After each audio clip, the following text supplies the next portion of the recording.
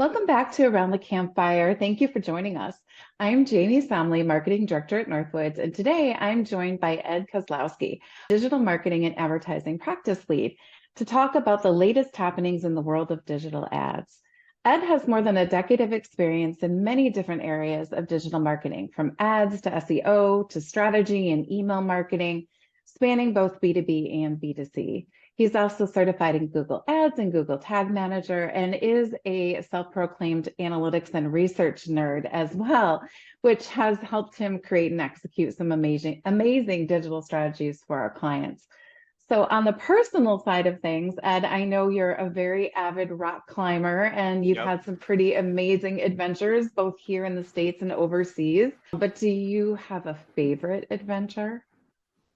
I would say so. I just went on my honeymoon, and Yeah. we did a long hike, a couple days of hiking. We went from village to village on an island called Majorca, and at the end of it, I was able to do some deep water soloing, which had been a dream of mine. It's Ooh. where you rock climb over the water, and when you fall, there's no ropes; you just fall into the water. Oh my gosh, that's so cool. So there might be some recency bias in that, but that's the latest I can think of. Well, that's okay. That sounds like a pretty amazing adventure, regardless of recency. So that's really, really cool. And yeah, congrats on your recent marriage. That's very exciting as well. And I also know that you're a dog person, which we absolutely love here at Northwoods. We've got kind of our pack of office dogs, we call them. So, but we actually haven't seen Benson in the office. So when are you planning Benson, to bring him in? it would have to be a planned event because she is a rescue Oh, and she, she's okay. an angel in the house, but when it comes to other dogs, she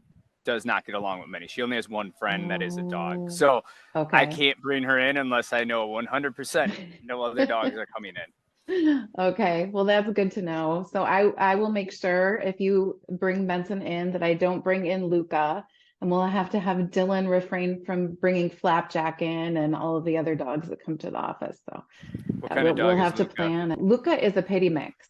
Oh, So yeah. yeah. Mine's a chocolate lab mix, but there looks like some pity in her. Okay. Okay. Yeah.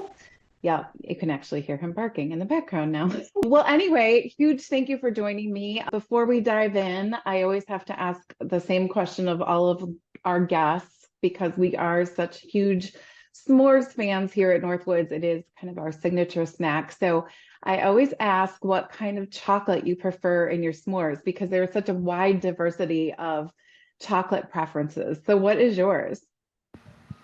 So I will say we normally do Hershey's probably because it's just convenient. But if I'm choosing, it would be a red chili, kind of give it a little spice. Ooh, I like to put in there. ooh. Yeah. That's a good one. Okay. So I'm collecting all these ideas from people on what chocolate they use, and now I'm going to have to try it throughout the whole summer and see which oones I like best too. So that's a good Uh, choice, you could make a flight of s'mores and like, here's the different flavor. Try what you like. right? Yeah. Instead of like a beer sample, we'll just have a chocolate s'more sampler. So Exactly. awesome. Awesome. All right. Well, thank you again for joining me, and we'll get to the main part of the reason why you're joining me today, which is digital ads. So I know there's so much happening in the digital ad space all the time, but it seems like it's really kind of ramped up recently, and it's kind of dizzying to try to keep up with all the various channels and tools and the changes within each of those that organizations are using, to target their ads to different audiences. I know I personally can get overwhelmed by all of the changes as a marketer, particularly with the advent and adoption of AI and its impact on literally every aspect of marketing. And digital advertising obviously has not escaped that. So I'm really curious to hear from you. What are some of the AI specific advancements that you've seen in the digital ad space that you feel have been particularly really good or useful ones? Yeah, so what's interesting in the digital ad space is that AI has actually been involved much longer than some people may realize. And before, like, ChatGPT came out and it got really big and kind of became the hot topic. One of those is automated bid strategies, right? Those are a form of AI. So what are you doing? Maximize conversions or maximize clicks or target ROAS. Those have been really driven by AI. And what's been interesting is I've been using those for quite some time. before I was even at Northwoods, and going to conferences and stuff, I've learned a lot of people aren't using those. And even still, probably to this day to some extent, less so, but even like a year ago, a lot of people are like, well, I want to do the CPC, change bids. And it's like, well, if you can take advantage of these AI advancements, whether they were a couple of years ago or now, it allows you to focus more big picture and kind of look at other things instead of doing daily adjustments to bids, right? I can focus on how do I grow this account instead of saying how do I make it bid efficiently on a day in and day out basis. The other thing I would put in it is broad match over the last few years has also gotten pretty big as well, where a lot of people traditionally broad match keywords were not utilized, and now that's become one of the main ways to utilize Google Ads. Now we do all kinds of testing with our clients before we put them on broad match.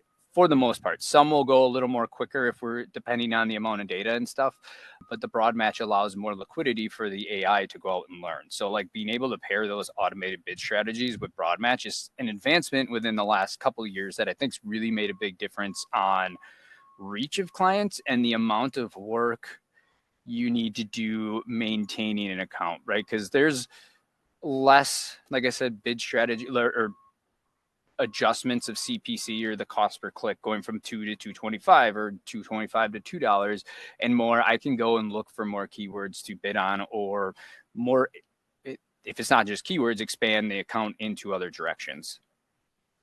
That's cool. So it sounds like the advancements have really helped you focus more on strategy for the accounts as opposed to the day-to-day kind of tactical management. Is that fair to say? Yeah, and there's still definitely day-to-day management, and we go in constantly and look at our accounts and make adjustments, and you need to sometimes do things to push the AI in the right direction. But, there isn't that every single day I have to make a bid adjustment. It's okay, how is this account performing? Is it performing in ways we want it to?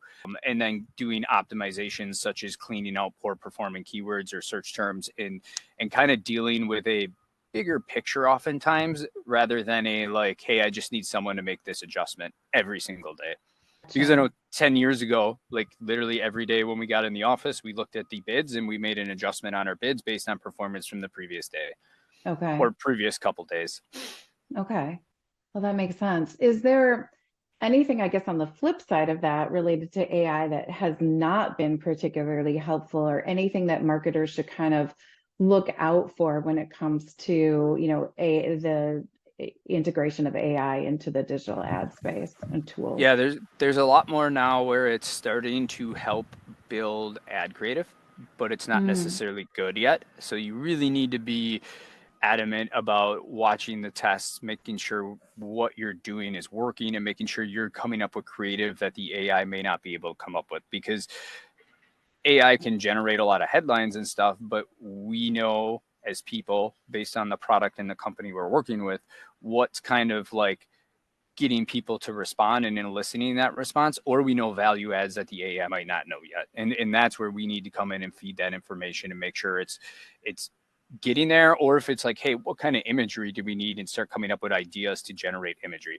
And over time, the AI can take what we put in there and learn what's effective and adjust it and maybe add new ones, but you shouldn't just fully rely on it to build out, headlines, descriptions. You can even use it in Google Ads now to create images. So I wouldn't fully listen to or let it do that. But if you're in a pinch or you need something quick, that's where you might want to bring it up and then add more, like I'll say, humanized marketing creative to that aspect, or to the campaigns. Okay.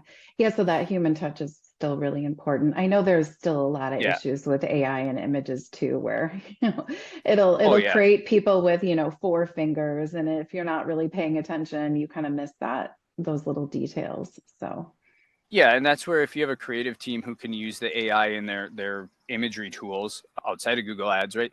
They can probably make more images faster, but you still want the human doing it. And that's the same with the paid ad channels we work in. Like I can do more, I can handle more channels for you, but it's also a lot of work because we can get so much further in what we're doing, and we have so much more data now to look at and make sure the campaigns are running properly. Yeah, okay. Totally makes sense. So let's move on to another topic, and maybe this is kind of the most infamous topic these days in the digital ad space, and that's the issue of third-party cookie deprecation. So Google kind of keeps changing, pushing back its deadline of when it's going to actually deprecate cookies within its browser, Chrome browser. But most recently, I think the latest is they said December of this year. So, but regardless of when that date actually comes, and they do finally get phased out, is there any advice that you have for advertisers on what they should be thinking about or planning for right now, in anticipation of that deprecation? Yeah, I'll two sides of that. One, I'm very confident that Google is not going to do this unless they are confident that what is replacing it is going to be just as effective, because they don't want to lose out. Like, because the big issue here is remarketing, right? Remarketing is going to be a lot harder if they don't offer another tool that can remarket just as effectively. They're going to lose a lot of money. So I'm confident that when they actually push live with this, they'll have something in place. And from a marketer's perspective, it's testing other tools. I know when this was first announced years ago, I think it was before I was at Northwoods, or I know it was, we actually started testing remarketing tools that utilized AI. They were not effective at the time, but I think taking an approach of how do I adjust things now so I'm ready whenever that happens, and testing new tools and things and ways to reach customers can be very helpful. And one thing you can do is, for some clients, this won't work for everyone, is how do we capture emails a little quicker, right? Or put form information. Because once we get that form information, there's various ways a company can remarket to them. You could, in theory, remarket to them in Google Ads. You could also start more email campaigns, right? And get in their inbox. So it's really taking an approach of how, based on my individual website and my industry, how to go about that, and how to think, how do I get something in place and what can I test? Okay. So it sounds a little bit like putting an emphasis on maybe first party data collection with the emails that you're talking about is kind of one of the core things that marketers should be thinking about as well to gather some of that information. Correct. If you can get any first party data, like getting their emails, that's going to be helpful. With cookies, first party cookies, it's not going to be helpful for retargeting. And that's kind of the Okay. problem and the issue that people are running into or will run into. Gotcha. So like just sticking with the kind of Google theme here a little bit longer. So Google Ads obviously is one of the biggest and most widely used ad platforms by advertisers. And you mentioned some of the kind of the AI integration Mm-hmm. changes already, but are there any other updates within the Google Ads platform that you think marketers should know about right now? Yeah, there's some recent ones that have come up.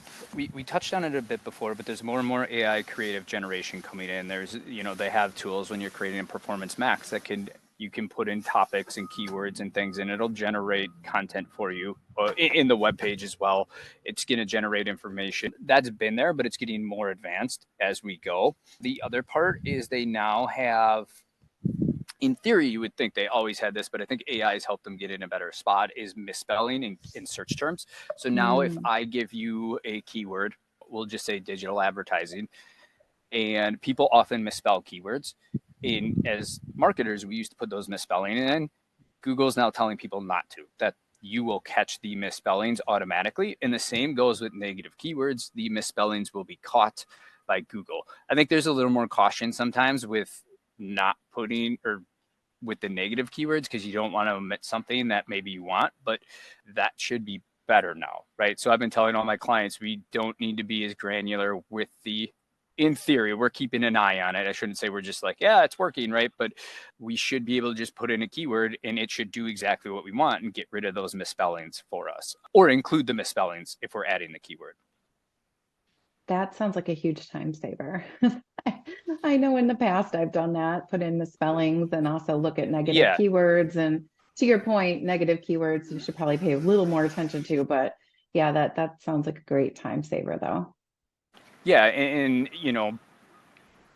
that can, in theory, I would think that falls into the SEO realm as well, as it always should have, where like you used to have people write content pages that had all the keywords and the slight misspellings and things like that. And you shouldn't have to do that. You should be able to just create quality content, which is what the focus has always kind of evolved to, but it's something that should get better.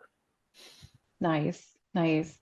So sticking with a kind of ad platform focus too, is we get this question a lot from clients and I'm sure you do. often as well. But the question typically is, what is the best digital ad platform to use? And how do you generally answer that question when it comes your way? Yeah, the best platform generally, not 100% of the time, but generally is Google Ads. It has the largest reach. The most people are using it. They're using it more than other search engines.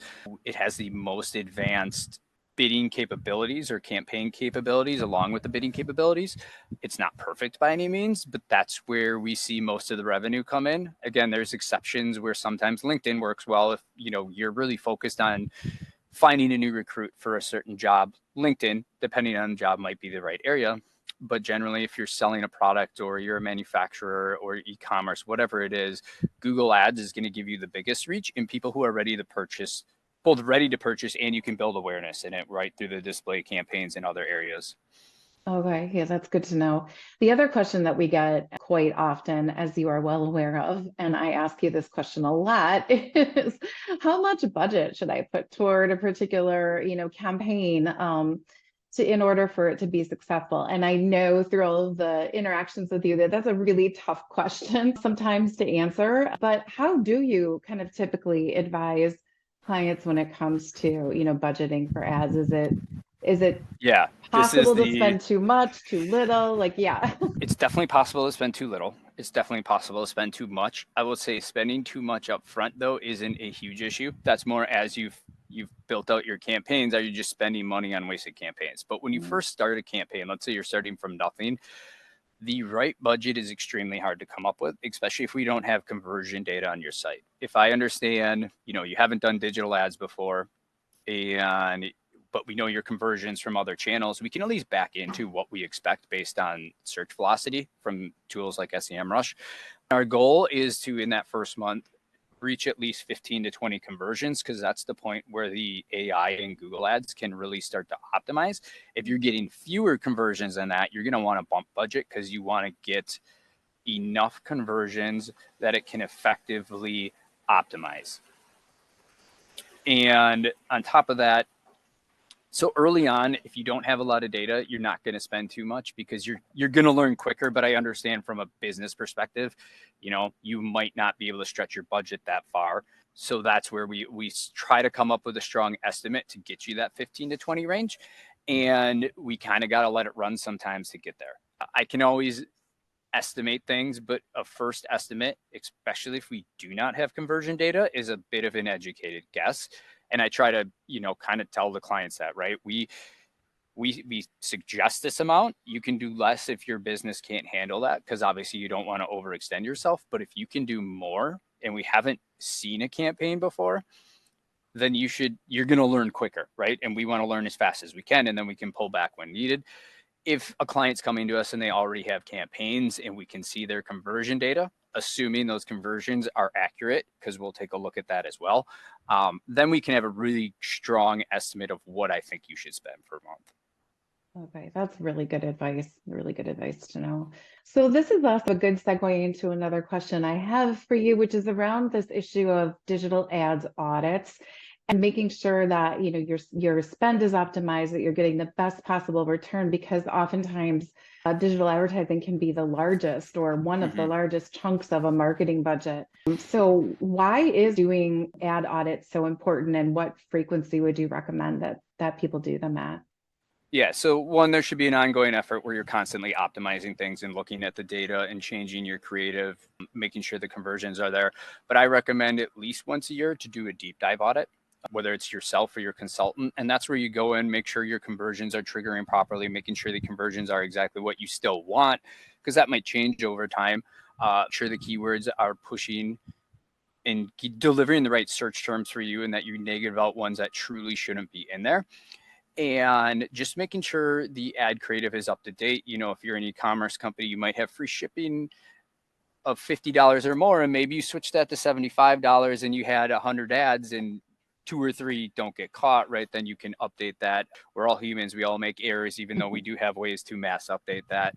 So it's good to do a deep dive once a year. but you should constantly be in there looking at things, optimizing, making sure you're getting optimal performance. And then the other side of that is, hey, what am I overlooking in terms of my campaigns? Because sometimes that audit, it's really a step back sometimes to look at things out of that day-to-day lens and look at it big picture again, and just allow people to understand, okay, is all this in the right spot? Is it clean?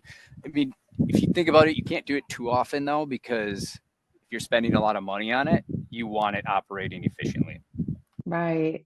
Well, and I think that's really good advice because it is so easy to just kind of go into autopilot mode as, on the client side and just, not, you rely on the agency to just make sure day to day everything's optimized, budget's being spent.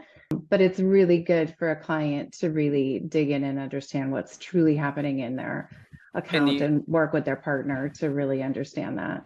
Yeah, that's a great point. And to that point, one of the things we do is like every so often within our accounts, sometimes it's 6 months, sometimes it's a year, do that, right? We go and deep dive. And actually part of that too is a strategy. Like I'll call it a soft strategy where we kind of, or maybe light's the better term. We do a secondary strategy to what we did to kind of say, okay, here's what we did. Did we get there? Do we need to get there? Or do we need to adjust to get to that goal? Or what's the next goal we want to achieve? Oh, that's awesome. And then you work with the client to kind of talk that Correct. through We'll and bring those figure that out. recommendations to them. It's, in a perfect world, we have a lot of clients who do form submissions and that's their goal. Mm, And it's great to get a form.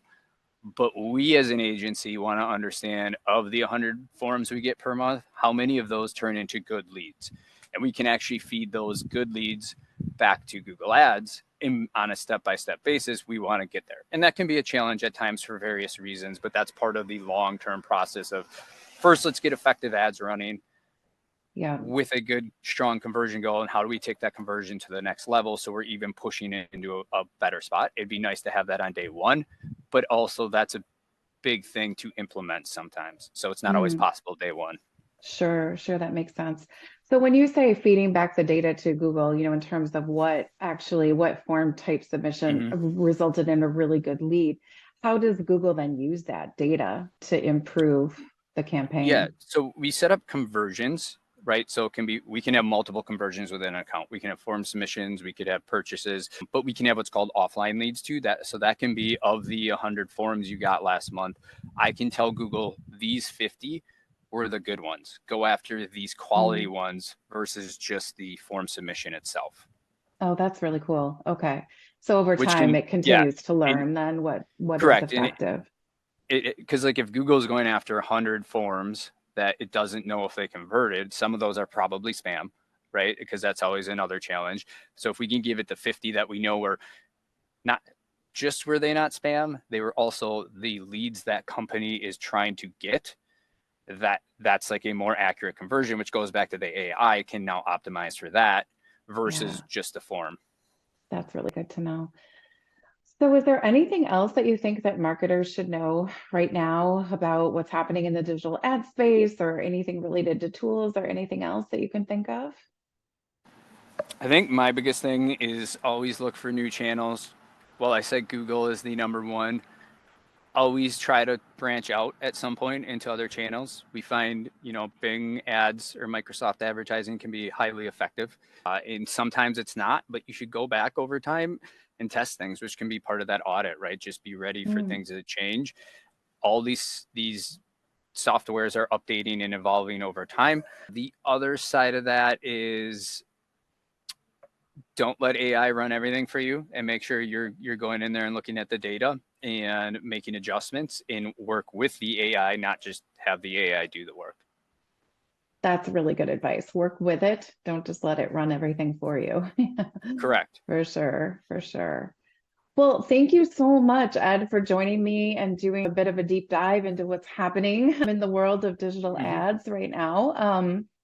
You also have a webinar coming up in September on AI and digital advertising. So everyone should Mm-hmm. go to our website at nwsdigital.com and check that out and sign up. We'd love to see you there. And keep an eye out for our next Around the Campfire episode, which will be available in the next few weeks. And you'll find all previous episodes on our YouTube channel and also on our website at nwsdigital.com/around the campfire. So Thanks to everyone for joining us, and we look forward to seeing you around the campfire again soon. Take care. Have a good one.